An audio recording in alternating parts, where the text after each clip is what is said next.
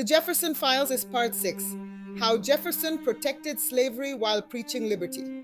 Welcome to Burden of History, where truth isn't just told, it's restored.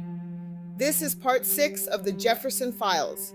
If you're joining for the first time, subscribe now, because this isn't the history we were taught, it's the truth we were denied.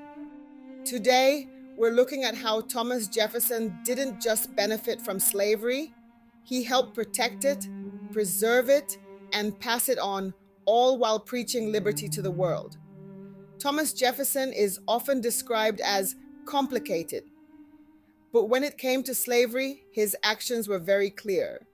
He owned people, he sold people, and just as importantly, he defended the system that made those things legal. He didn't try to dismantle slavery. He helped build its foundation. Chapter 1, The Lawmaker of Enslavement. As a Virginia legislator, Jefferson had every opportunity to challenge slavery. But instead of pushing for abolition, he focused on reorganizing and controlling enslaved labor. He supported laws that punished enslaved people for learning to read and helped maintain restrictions on manumission, the legal process of freeing enslaved people. Even as states like Pennsylvania and Massachusetts began abolishing slavery, Jefferson remained silent. Or worse, he wrote essays explaining why Black people and white people could never live side by side. Chapter 2, The Deleted Words. Many people point to the rough draft of the Declaration of Independence, where Jefferson blamed King George III for the slave trade. Sounds good on the surface, right? But what most people forget is this: Jefferson himself owned dozens of people at the time. He wasn't against slavery, he was against Britain profiting from it more than he did. And when Southern delegates pushed back, he deleted the paragraph without a fight. That silence, it protected his politics. Chapter 3, The Missouri Compromise and Beyond. Even in his later years, Jefferson continued defending slavery's expansion. When the Missouri Compromise threatened to limit slavery in new U.S. territories, Jefferson wrote that it was a fire bell in the night, not because he feared slavery, but because he feared anti-slavery laws might break the Union. He called slavery a necessary evil, but did nothing to end it. Instead, he pushed fear.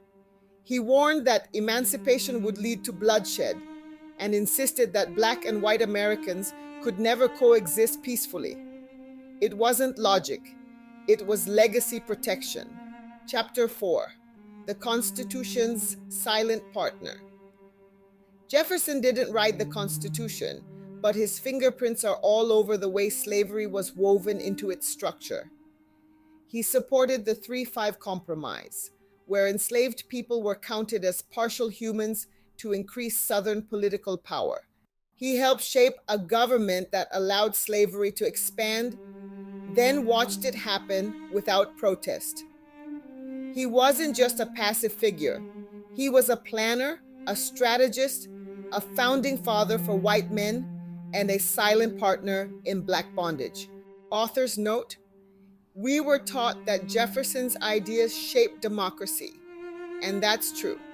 But what they didn't teach us is that his policies, his silence, and his pen helped slavery survive.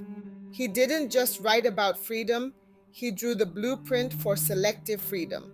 He made liberty look noble while ensuring that it stayed exclusive. The man who wrote Life, Liberty, and the Pursuit of Happiness also wrote laws that punished Black literacy, justified racial inferiority, and prioritized white unity over Black humanity. That's not a contradiction, that's a choice. If this challenged what you were taught, good. The only way to move forward is by facing what we've been avoiding. Like the video, leave a comment. Share it with someone who still sees Jefferson as only a philosopher. And subscribe to Burden of History, because in part 7, we uncover how DNA cracked open a 200-year lie and forced even his defenders to confront the truth. This is the Jefferson Files, and the truth deserves to be heard.